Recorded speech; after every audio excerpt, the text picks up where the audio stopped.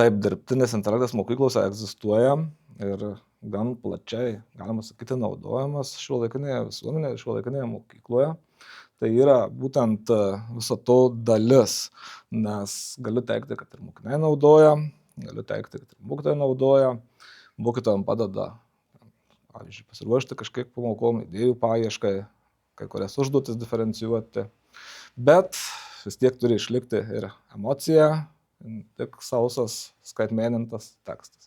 Mokytojo darbą dirbtinis intelektas iš dalies pakeitė, galiu teikti, nes jis netapo lengvesnis, jis netapo kažkoks kitoks, bet galbūt padėjo labiau tas koncentruotis į užduotis, diferencijuoti užduotis, atskleisti nepaliestas sritis kažkokias. Na ir galima sakyti, kad įsitraukė į tą mokytojų gyvenimą. Mokiniai dirbtinį intelektą taip pat naudoja.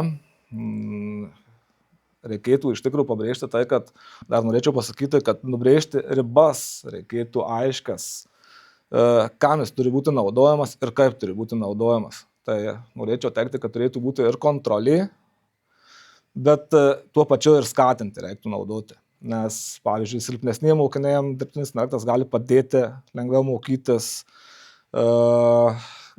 padėti atrasti atsakymus, padėti kaip asistentas dirbti. O kur riboti reikėtų, tai neleisti mokiniam aklai kopijuoti to dirbtinio intelekto tekstų, neleisti naudoti tų tekstų, o paprašyti, pavyzdžiui, kaip nubrėžti tą ribą, tai paprašyti nurodyti šaltinius, bent kelis nurodyti šaltinius, iš kur ta informacija yra, kas dar paminėjau. Ir dirbtiniu intelektu negalima visiškai pilnai pasitikėti. tą informaciją reikėtų vis tiek patikrinti, o tas patikrinimas tai ir būtų šaltinių nurodymas.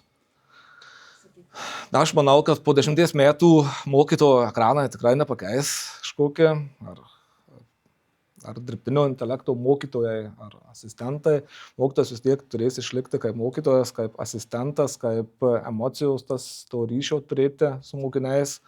Aišku, jisai įsitrauks kuo toliau, tuo labiau įsitrauks į tą mūsų gyvenimą, bet nereik pamiršti ir tos, kas buvo prieš tai.